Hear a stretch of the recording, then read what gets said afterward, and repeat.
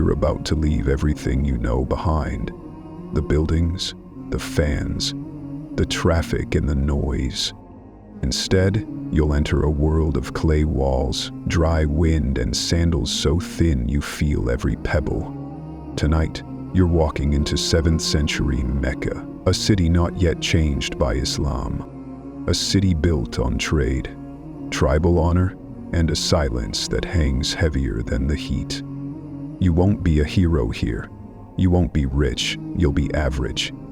And that's already hard. You have no name, no job, no coins in your pouch, just your body and the sun above it. There's no shade, no air conditioning, no cafe waiting with cold milk and dates. Your bed is a straw mat, your ceiling is a cracked wall, and your window, just a hole. Still, this place moves. It lives. You hear the clang of metal, the cry of goats, the cough of dust. The people are busy, but they don't notice you. They have water to find, bread to bake, debts to argue. You'll eat what they eat, dry bread, a few dates, and maybe goat milk if your tribe allows it. This is a city ruled by tribe, not titles. Bloodlines decide who eats first and who waits. If you're a woman, your world is quiet. If you're a child, it's chores. If you're a slave, it's silence. You clean with your hands, you eat with your hands, and you sleep with dust still on your skin. And yet, this place has a strange beauty, not in gold or silk, but in rhythm. The sun rises, the city stirs, the merchants prepare, and the Kaaba, silent and old, stands at its center. No Adhan echoes yet, no minarets pierce the sky. But something is coming. Soon, this city will become the heart of a new world, but not today. Today, it's just trying to survive. This journey isn't fast, it isn't loud. It's slow, quiet, and dusty, just like the city it explores. So, breathe. Let your thoughts slow down and prepare to live one day in the middle of Mecca. Subscribe if this journey brings you peace.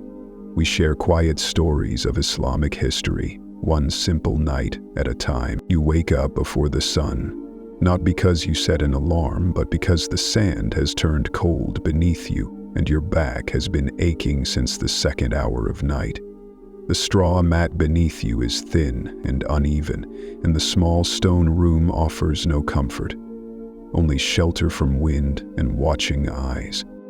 The walls around you are made of mud brick. They hold the chill of the desert night, but by mid-morning they'll radiate heat like a clay oven. You stretch slowly, careful not to bump into the clay jug beside you. That's your water for the day, or at least until you find more. If you're careless, your entire morning will vanish, chasing a refill. The room is silent, except for the soft hiss of wind slipping through the cracks in the wall. There is no call to prayer, no birds chirping, no city buzz. Just you, a bowl with a few dry dates left from yesterday, and your thoughts. You sit up, brush dust from your robe, and reach for your miswak. It's dry, but it still works. You chew the tip slowly until it softens, then brush your teeth the way your neighbors do. Firm, quick, without a mirror.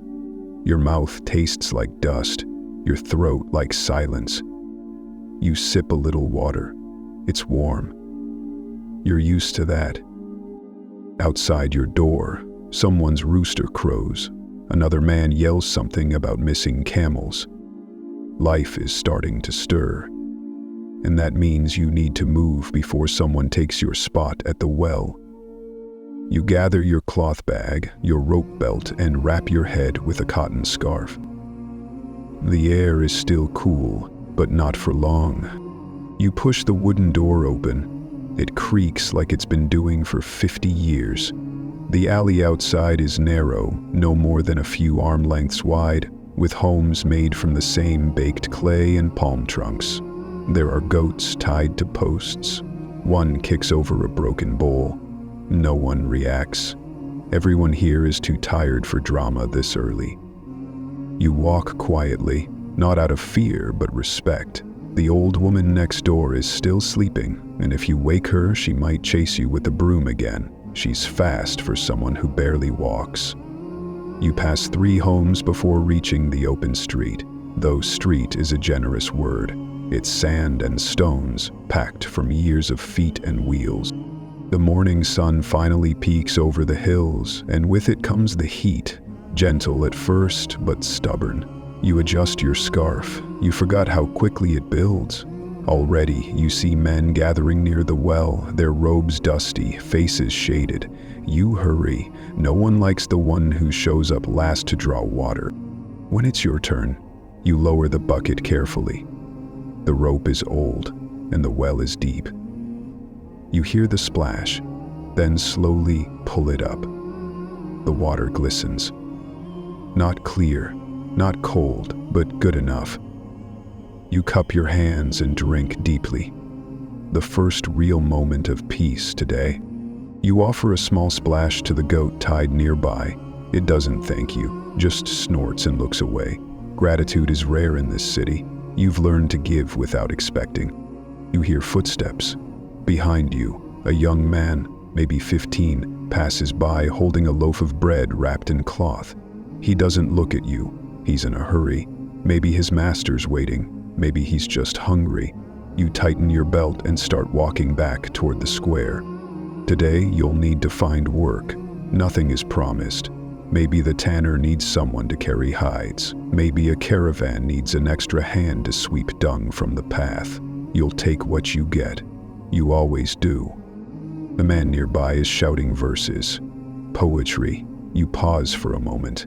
He speaks of a bird that flew across 100 deserts, only to forget why it left. People nod, a few laugh. Others just walk on. This is Mecca. People speak in riddles, and most don't have time to solve them. Like the new leader set the course. One thing leads to another. You reach your home again and sit by the wall. The heat is rising fast now. The shadows are shrinking. You tear a date in half and chew slowly.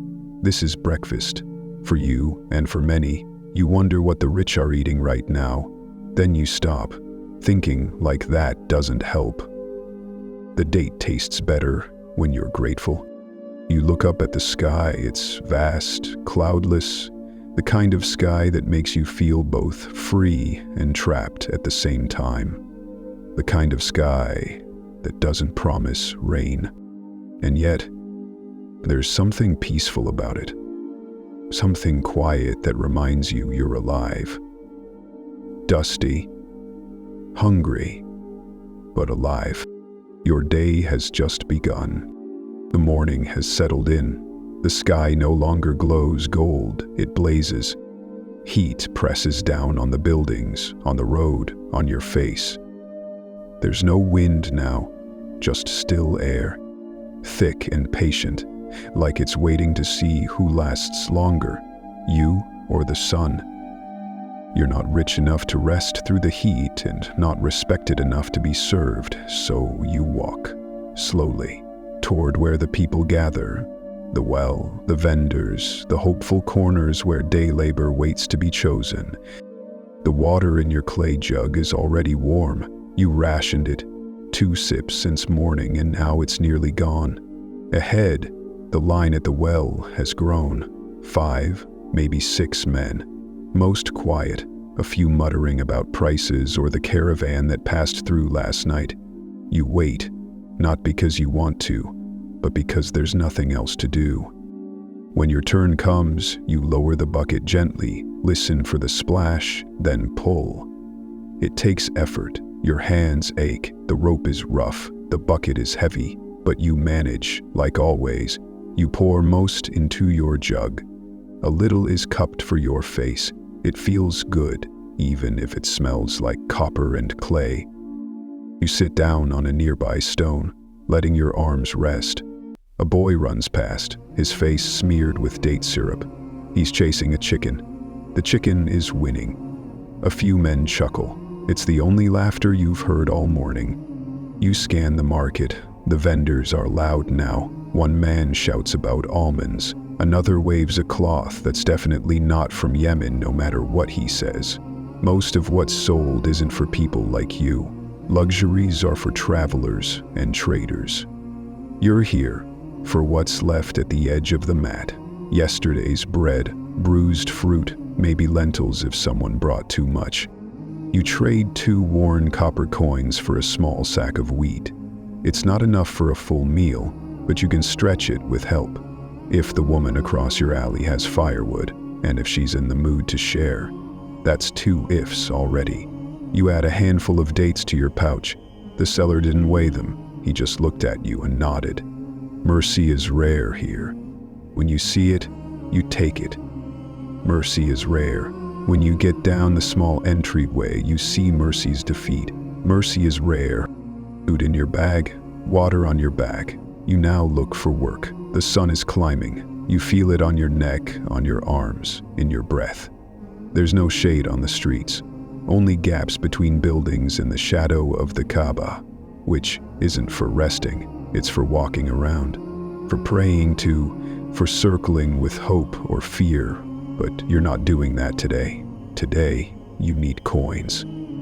The tanner doesn't need help. He's already hired 2 boys and a man with stronger arms. The baker shrugs. No firewood, no work. Finally, a man stacking dates waves you over. He doesn't ask your name, only if you can carry 2 sacks to the caravan yard. You nod. The sacks are heavier than they look. You lift one over your back, balance the second with your left arm, and begin walking. It's only 10 homes down, but the road is uneven and your sandals are older than some people's goats. You walk slowly, careful, sweating through every step. By the time you reach the yard, your arms are shaking. The man pays you 1 coin, less than usual. But you don't argue. You thank him quietly and move on. You've done worse jobs. You've been paid nothing before. Today you have water, bread, and now, maybe enough for a meal. A shaded corner opens near the olive cellar. You sit, stretch your back, pull the cloth off your bread and tear a small piece. It crumbles. Dry as ever. You soften it with a drop of water. Chew slowly and eat with gratitude. A fly buzzes near your ear. You ignore it. You've learned what's worth your energy and what isn't. Across the square, a group of men argue over land. Their voices rise. A woman passes by, face covered, basket balanced on her head. No one speaks to her. That's the rule here, and not just for strangers. Even relatives know the line. You finish your bread, fold your cloth, and lean back. You have no more jobs lined up. No one expects anything from you. That's the good part and the hard part of your life. Freedom with no destination. For a moment, you just sit. Let your legs stretch, your heart slow down, your breath ease. The sun is high now, directly overhead. Most people are ducking indoors. You don't blame them, but you've survived half the day. And in Mecca, in the year before the revelation begins. That's more than enough. The square is full now. The shadows are short. The voices are loud. This is the heart of Mecca, the marketplace. And everyone here is trying to survive, just a little louder than the next man. It isn't just a place to buy things. It's where news travels, alliances form, insults begin, and sometimes marriages are arranged. Everything important either starts or ends here, often both. You move through the crowd slowly. The air smells like roasted meat, camel sweat, sandalwood oil, and hot dust. A man waves a roll of cloth in your direction. "From Syria!" he shouts. You don't stop. You know it's not from Syria. It's probably not even from outside Mecca, but the shouting is part of the ritual. They shout, you ignore, they keep shouting. On your left, a group of men huddle around a storyteller. He's old, loud, and dressed in layers too heavy for the heat. He's telling tales of old battles and winged horses. A few boys are hanging on every word. The adults are less convinced, but no one tells him to stop.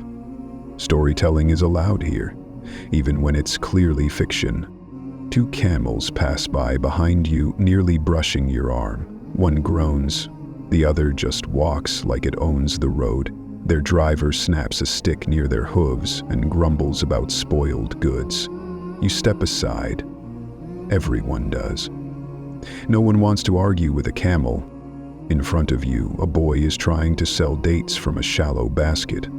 They're dark, sticky, half-dried by the sun. He holds one out. You shake your head. He shrugs and moves on. He'll do this 100 more times today, and if he's lucky, someone will take pity on him before the sun sets. You stop at a stall selling leather goods. You're not buying anything, but pretending to look busy helps you blend in. The owner doesn't greet you. He's busy talking to another man, someone with clean robes and polished sandals, clearly not your class. You know better than to interrupt.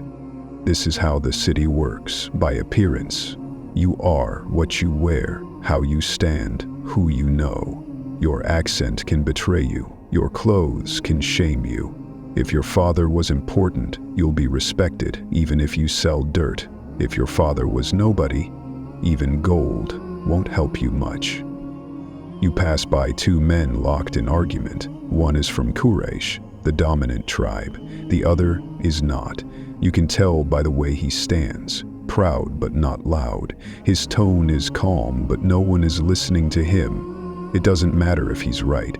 He wasn't born into the right family. You walk faster. These things never end well, and you've seen what happens when arguments last too long in the sun. A child stumbles near you, holding a small coin. He's out of place here. Too young, too clean, too alone. You look around for his parents, but no one claims him. He disappears into the crowd before you can help. That's normal here. This city doesn't pause for children. You arrive near the outer edge of the marketplace. Here things are quieter, fewer sellers, more stairs. This is where the outsiders stand. Travelers without tribes, slaves with tasks, poor people like you. It's not unsafe, just unwelcoming. You sit on a low stone wall and let your feet rest. They ache. The sandals you wear have holes. You've tied them twice already this week. You should fix them, but you need thread, and thread costs. Nearby, a man is reciting poetry. He's sitting on a mat, a cracked water jug beside him, a scroll in his lap. No one's paying attention, but he keeps going. Not for money, maybe for memory, or maybe because it's all he has left. A woman walks past with her daughter, both fully covered, both silent. The child glances your way, curious. The mother gently turns her away. That's normal here. Modesty is enforced, and interactions are limited. Even eye contact is a form of dialogue. You hear laughter, sharp, cruel. A group of young men mock someone carrying a bundle of firewood. He ignores them, keeps walking. You admire that. Dignity isn't in robes or rings. Sometimes it's in not replying. Friend of yours, if you can call him that, appears from the crowd. He nods, sits beside you without speaking. That's how friendships work here. Silence first, words later, if they come. He offers you half a fig. You take it.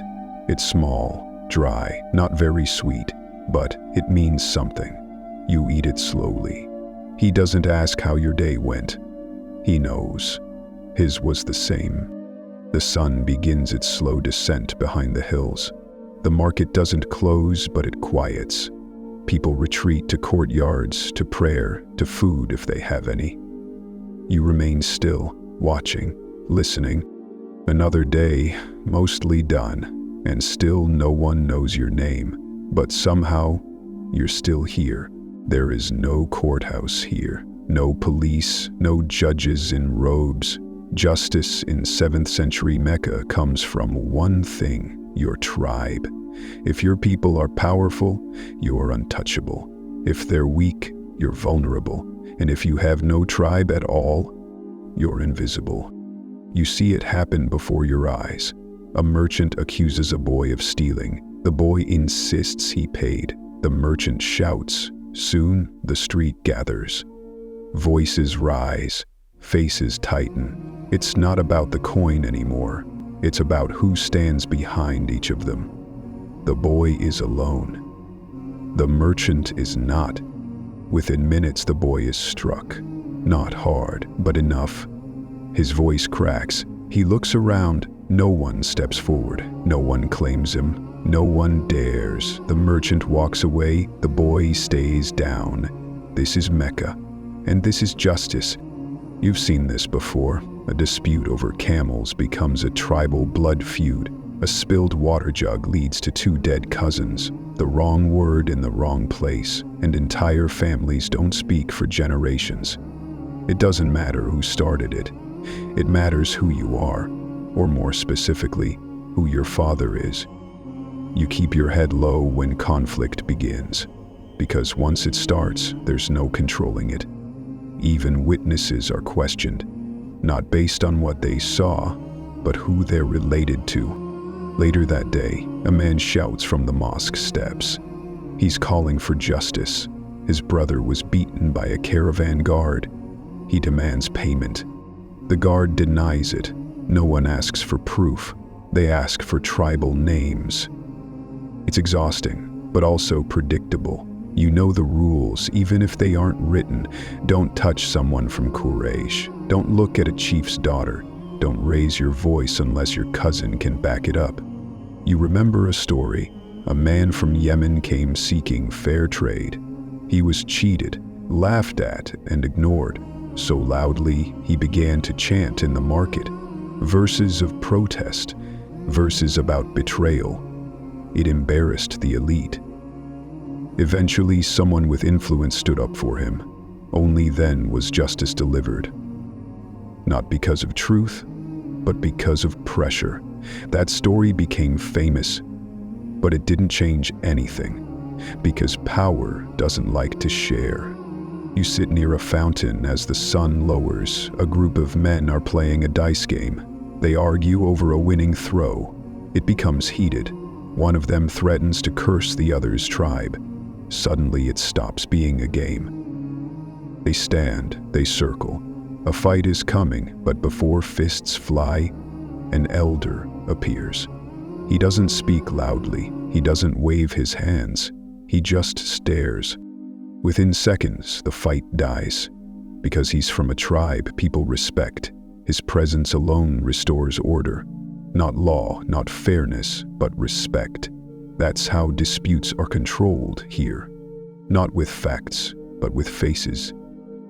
You wonder what happens to the ones without faces, the ones whose tribes are gone, or never mattered.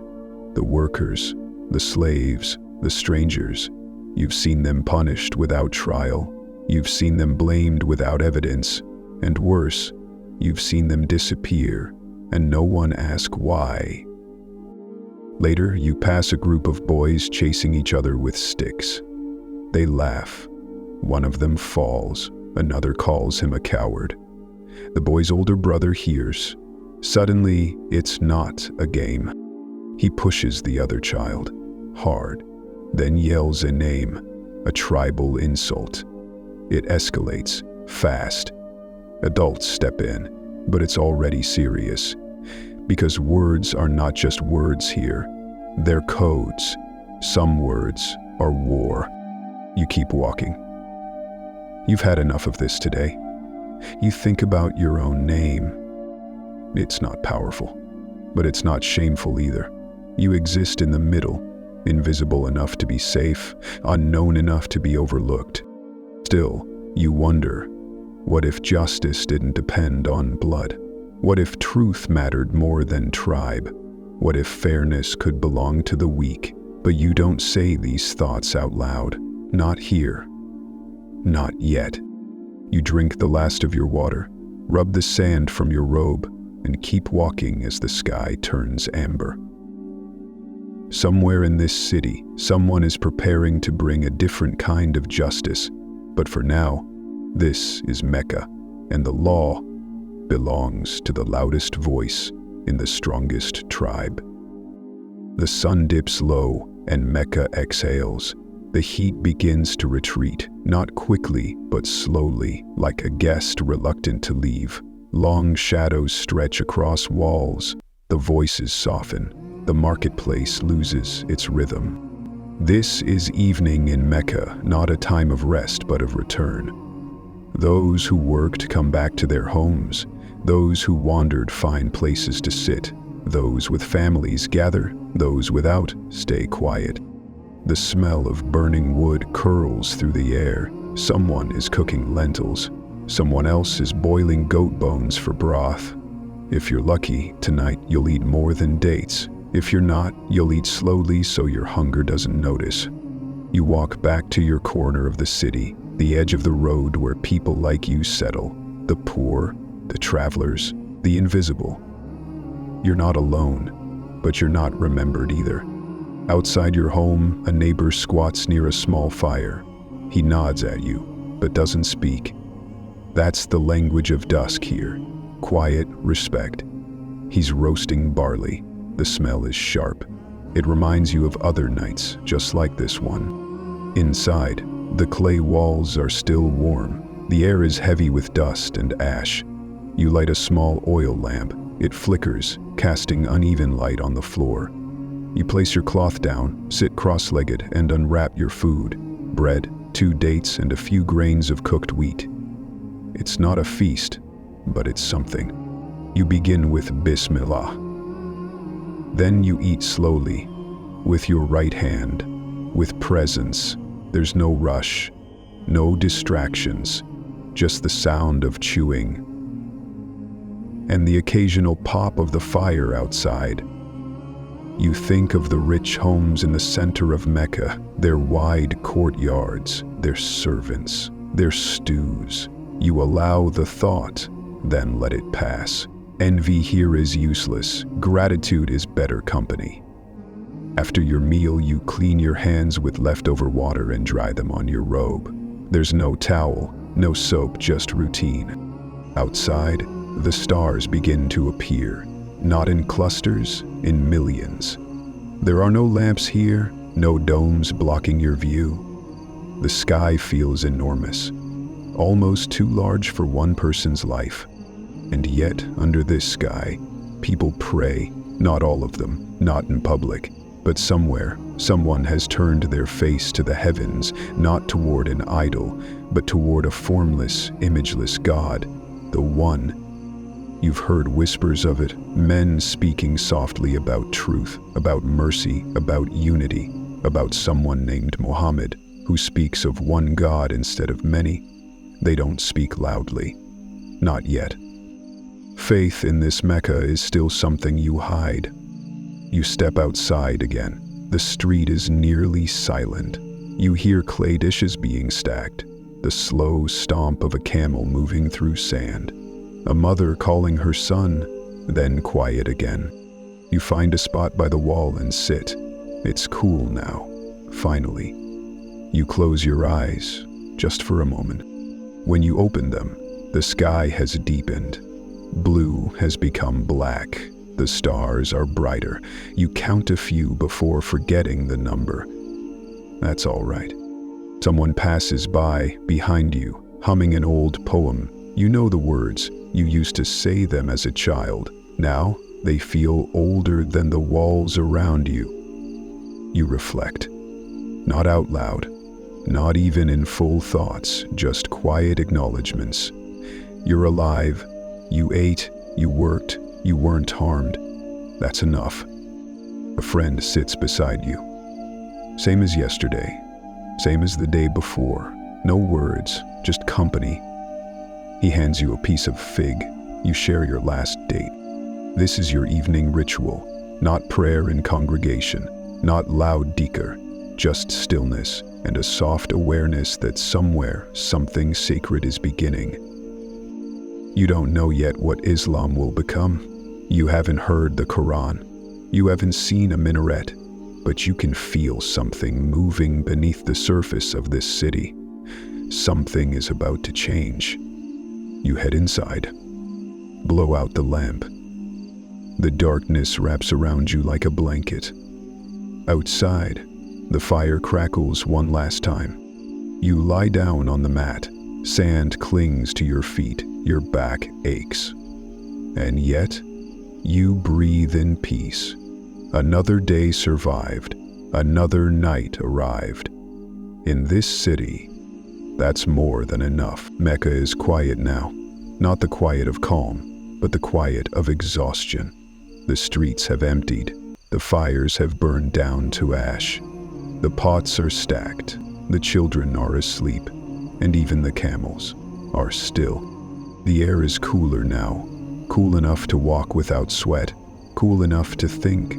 Cool enough to feel something you didn't have time for during the day. Peace. You step outside for one last breath. The ground is cold beneath your feet. The stars overhead are too many to count. The kind of night sky that makes you forget you're poor, just for a little while. Most people sleep through it, but some, just a few, are still awake.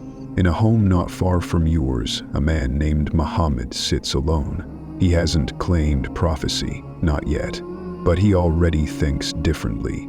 He reflects often. He wonders why the rich grow richer while the weak suffer, why women are buried while boys are celebrated, why idols made of stone are called gods.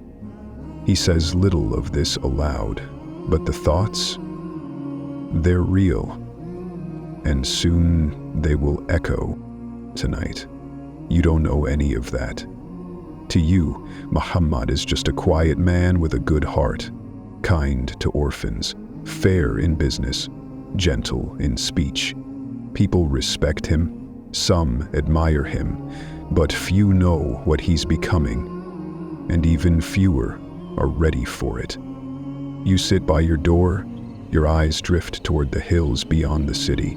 The black outlines rise like waves frozen in stone. You wonder if there's anything beyond them, something more than dust and hunger and tribe. Somewhere deeper in the hills, Muhammad will one day enter a cave. He will sit alone. He will hear something that will change the world, but that moment is still far away. For now, the city sleeps. Some sleep in warm beds, others on rooftops, some on the floor, curled beside goats and hunger. The city is unequal, even in rest, but the sky doesn't know that. It stretches above all of them, rich, poor, idol worshiper, truth seeker, equally. The stars are not tribal, the wind has no bias, the night belongs to everyone. You lie back. Your mat feels softer now, not because it changed, but because your body gave up resisting. You listen to nothing, and in that silence, you begin to hear something strange. Not sound, not words, but something softer, like the turning of a page in a story not yet written. A sense that this city, as loud and proud as it is, will soon bow, not to wealth, not to fear, but to something higher. You can't explain why you feel this, but you do. The idols sleep quietly in their places. The marketplaces are empty. The tribal chiefs are snoring. But still, something has begun. You pull your scarf over your face. Close your eyes. You won't remember this moment tomorrow. No one will. But in some strange, quiet way, you were there. When truth was still a whisper, and Mecca was still listening. You've been here for days, or weeks, no one really knows. You don't keep track anymore. You're not from Mecca. And everyone knows it. Not because you said anything, but because in this city, people can tell just by the way you walk. You don't wear the right cloth. You don't use the right words. Your accent betrays you. Your sandals are stitched differently. Your silence is too cautious. You pass a group of men, and their conversation pauses, not in hostility, just habit. You're a guest, a stranger, and guests are tolerated, but watched. You've done nothing wrong, you're not dangerous, but you're not familiar either. And here familiarity is everything. When you buy bread, the seller speaks to you slowly, like you're deaf. When you hand over coins, he squints at them twice, as if they might be fake. When you thank him, he doesn't reply. It's not cruelty, it's distance. In Mecca, tribe is not just pride, it's protection, and you have none. If someone were to wrong you, who would speak for you? If you were cheated, who would demand justice? If you disappeared tomorrow, who would ask? No one. That's the quiet fear you carry. Not that something will happen, but that if it does, it won't matter. You've learned to walk a little more carefully, speak a little more gently, keep your opinions folded inside like old parchment. Still, you watch. You observe how the sons of wealthy tribes walk through the city like it belongs to them, how they speak without permission, laugh loudly, interrupt merchants, mock the poor, and no one dares to correct them, because they are not alone. You see how even the way people sit matters. The rich recline, the weak crouch, the outsiders stand. There is a social map beneath your feet and you walk it with hesitation. You sleep near the outer edge of town. It's not unsafe, but it's unsheltered. You share a wall with stray animals, restless children, and men who cough through the night. Still, it's quiet. And when you're quiet, you hear things. Stories, whispers. Some say a man named Muhammad has been speaking about a God with no statue, a Lord of all people, not just one tribe. They say he preaches fairness, that all are equal under the sky. You wonder what that would feel like, to walk through this city and not feel like an intruder, to pray beside a man with silk robes and not be asked to move, to sleep without fear that someone might call you less. But those are just thoughts, and thoughts don't feed you. You still have work to find, water to draw, bread to barter. You pass a group of women near the well. They speak softly, faces covered. One of them glances at you, then turns away. Not rudely, just carefully. That's how everything works here. Carefully. You miss the place you came from, not because it was better, but because you weren't invisible there. Here, even kindness feels like a transaction. You remember once helping a boy carry firewood. He didn't thank you. But the next day, his mother left a bowl of lentils near your mat. No words, just the bowl. That was the first real welcome you received in Mecca, and it didn't need a speech. At night, you sit outside again. The stars are familiar, even if the people aren't. You wonder how many others sit alone like this, watching the city, listening to the silence. A dog barks in the distance. A gate creaks. A pot clinks against stone. Then, quiet again. You hear footsteps behind you. You don't turn around immediately. Here, it's better to wait. The steps stop. A man's voice. Peace be upon you. You respond, surprised. He asks if you're from here. You say no. He smiles. Neither was I once. He offers you half a loaf of bread. You don't ask why, you just accept. For the first time in many days, you eat with someone beside you. You don't speak much. He doesn't ask many questions, but something in the silence feels different, less careful, more open. You sleep better that night, not because you were full, but because someone remembered you existed. In this city, that's enough. For now, you don't hear their voices often. The women of Mecca walk quietly. They move behind walls, behind veils, behind expectations. Their footsteps are soft, their presence brief, their names rarely spoken outside the home. But they are here. They light the fires, bake the bread, carry the water. They raise the children, clean the wounds, survive the heat.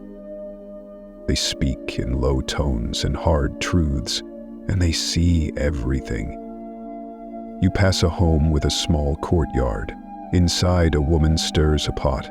Another washes a child's hands with leftover water. They don't speak to you. They don't need to. This is their space and you are just passing through. Later, you hear a lullaby, soft, trembling and fading into the wind. A mother putting her daughter to sleep. You pause.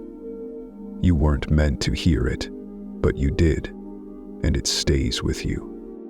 Girls are born into silence here, not because they lack value, but because most men believe they do.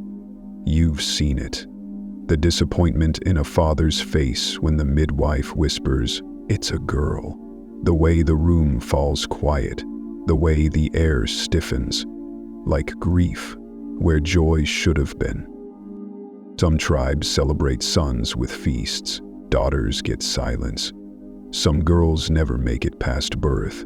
You've heard stories, whispers, about graves dug too early, tiny cloths wrapped too tightly, mothers weeping in private, pretending not to. It doesn't happen everywhere, but it happens enough that people stop asking questions. Still, the girls who live grow strong. They learn quickly to speak only when needed, to move without being seen, to memorize their surroundings in case they're suddenly sent away, married off like trade goods. You once helped deliver firewood to a home. The girl who opened the door couldn't have been more than 12. She thanked you with her eyes, then shut it before anyone could see. That moment, her glance, her silence, said more than words ever could. Some women here are powerful, the merchant wives, the noble daughters, the rare few who inherit wealth or speak at councils. But even they walk a careful line. You've seen Khadija once, briefly, a woman of honor, a merchant, a wife of Muhammad. They say she was strong, respected, trusted, but even her dignity doesn't erase the shadows around most women's lives here. The city isn't cruel to them, it just forgets them. In stories, men are heroes. In markets, men are sellers. In tribes, men are leaders. Women are mentioned only when needed, or not at all. And yet when night falls, it is the women who keep the homes warm, who remind the children of poetry, who whisper prayers even when no one taught them how. You remember a girl near your sleeping place. She would draw shapes in the sand with a stick, circles, lines. Her name, maybe. Then she'd wipe it away before anyone saw. She had stories inside her, you could tell, but no one ever asked her to speak. So she didn't. One evening, you see an old woman sitting by a dying fire, her hands rough, her eyes sharp. She stares into the flame like it's a memory. You greet her. She doesn't answer, but she doesn't leave either. After a while, she speaks. "We used to sing louder, before the men learned how to measure shame." Then she says nothing more. You sit with her in silence. You don't need to understand everything. Just being there is enough. The moon rises above the city. The courtyards darken. Behind clay walls, women hush their daughters to sleep. They tell them to dream of weddings, of gold, of sons. But you wonder, do the girls dream of running? Of climbing the hills outside the city? Of speaking without fear? No one knows. Their voices are quiet, but that doesn't mean they're gone. You head home. Your mat waits. The air is still. But tonight you carry something different. Not words, but echoes. Not images, but impressions. The city may forget them, but you won't. You've passed by it many times. The Kaaba. It stands at the center of Mecca like a mountain among men, unmoving, unchanging, wrapped in layers of cloth, surrounded by voices, watched from all sides. Even before the revelation, it was holy, not because of what people understood, but because of what they feared. The tribes believed the Kaaba belonged to all of them, and no one dared claim it alone. You walk closer, not as a pilgrim, just as an observer. There are no loud calls, no adhan, no rows of worshippers facing it, but there are men circling it, barefoot, arms raised, lips moving with old words passed down from generations. You don't understand the prayers. Some of them are to idols, some are just habits, but the act itself, walking around the Kaaba, feels ancient, and it is. Some say it was built by Ibrahim. Others say it came from the stars. Most don't know, but they agree on this: it is not ordinary. You step aside as a man passes, carrying incense. He waves it toward the stone walls, his face calm, focused. A child follows, tossing flower petals. This is not a performance, it's a ritual. Near the corner of the Kaaba sits a large stone, dark, smooth, kissed by hundreds of lips. The black stone. Even now, people touch it gently. Some press their foreheads to it, others avoid it, afraid of doing it wrong. You watch as a woman in black walks past the edge of the courtyard. She doesn't stop. She just looks, then moves on. The idols are everywhere. Stone, wood, clay, different shapes for different tribes, each with a name, each with a history. One looks like a falcon, another like a man. Some are small enough to carry, some are large enough to sit beside. The people pray to them with deep sincerity, not out of ignorance, but tradition. This is what they were taught. This is what their fathers taught them. You sit near the edge of the open courtyard, feet tucked under you, watching. Men come to ask for children, for rain, for victory in disputes. They bring coins, grains, scented oils. They pour, they speak, they leave. Some come in groups, some come alone, but none come in silence, except one. You see him from across the open space. He stands still, no gift, no words, just stillness. He stares at the Kaaba like it holds a secret. Not the secret of the stone, not the meaning of the idols, but something else, something higher. You don't recognize him, but later someone will say it was Muhammad, and you'll remember this moment. Before anything was revealed, before the Quran, before the Shahada, he was just a quiet man looking at a silent structure.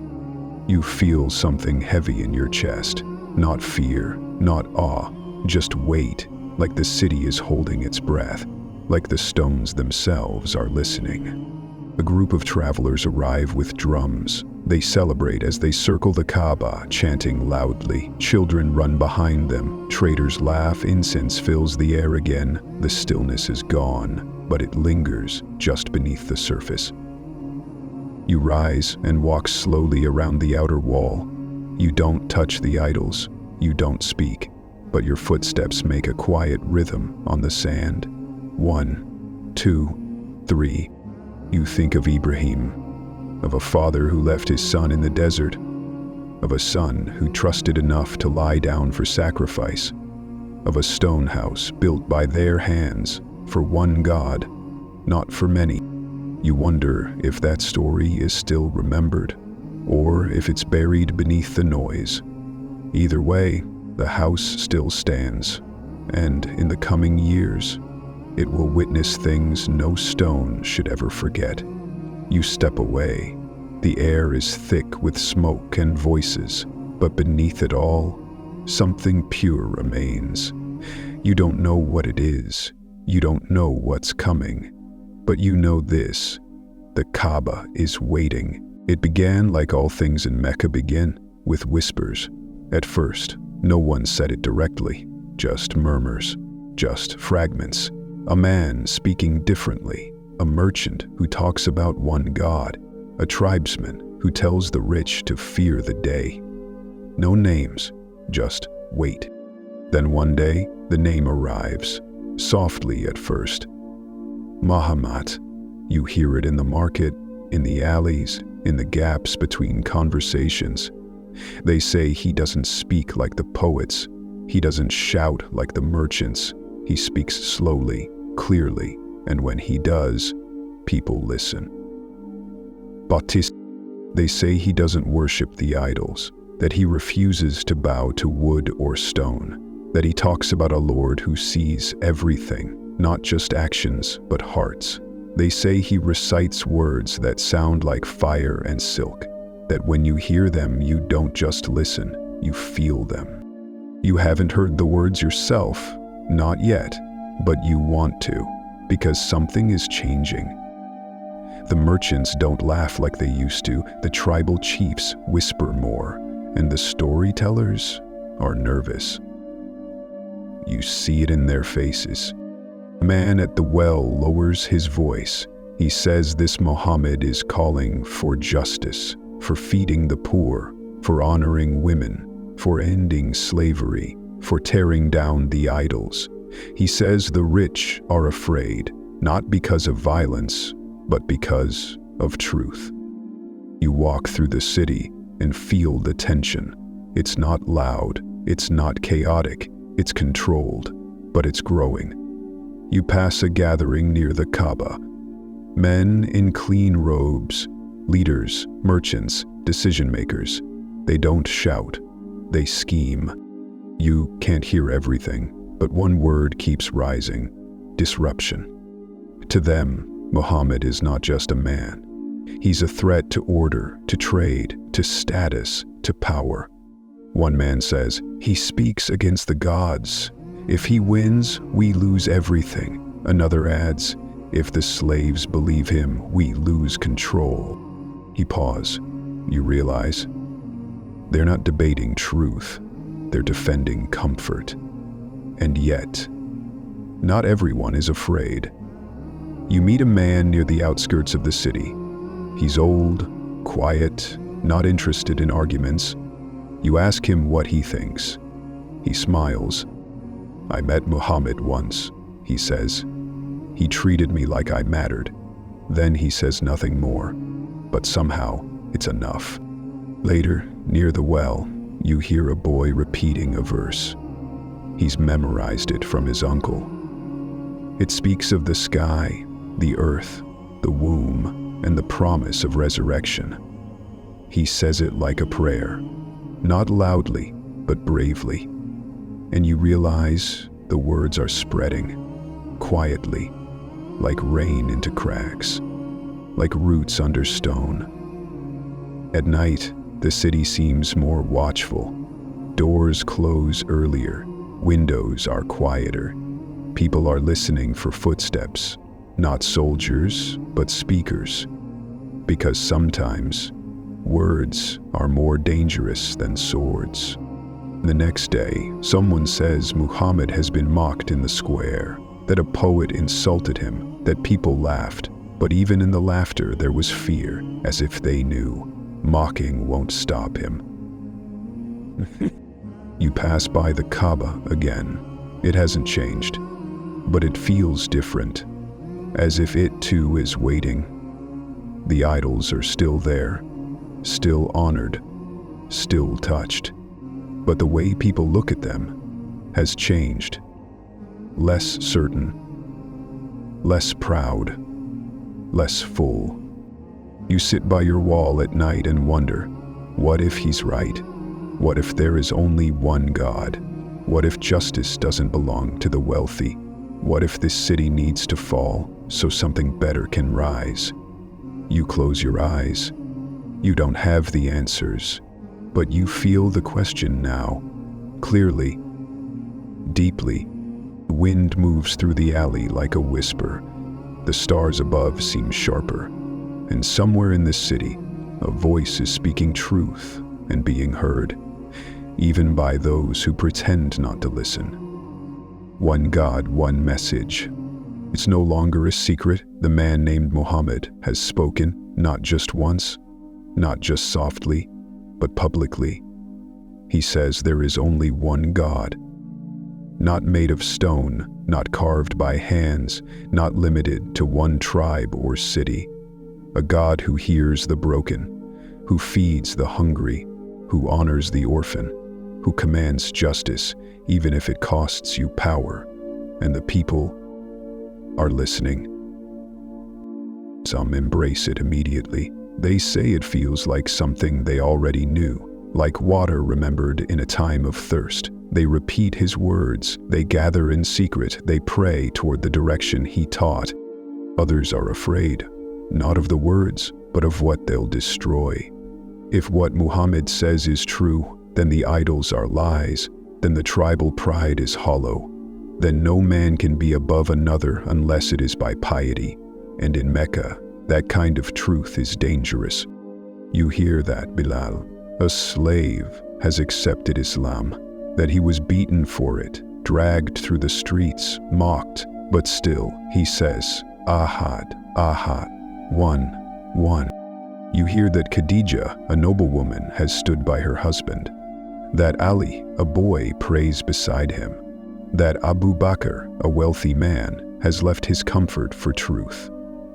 And still, the resistance grows. The leaders of Quraysh are not quiet now.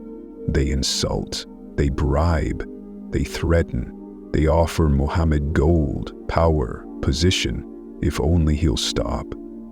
But he doesn't, he says. If you place the sun in my right hand and the moon in my left, I will not abandon this call. You've never heard conviction like that.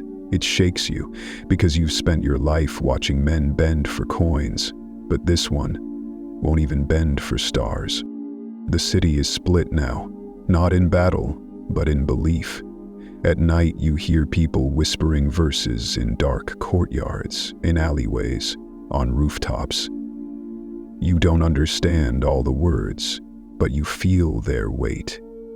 One verse speaks of the soul, another of the sky tearing apart, another of mercy that is greater than sin. You begin to listen more. You no longer sit near the Kaaba just to rest. You sit to feel, to wonder, to imagine what it would mean for there to be only one God, no tribe, no caste, no idol between you and him. And something inside you begins to soften. Not overnight, not loudly, but clearly.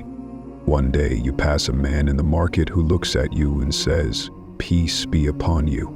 You answer, without fear, without surprise, because now this message lives in your bones, even if your lips haven't said it yet.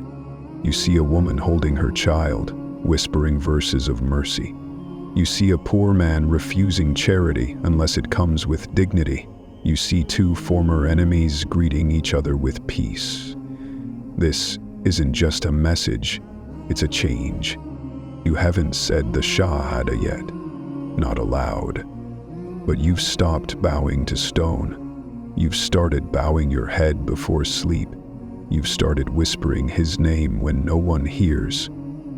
And that, perhaps, is the beginning. You know Mecca won't accept this easily.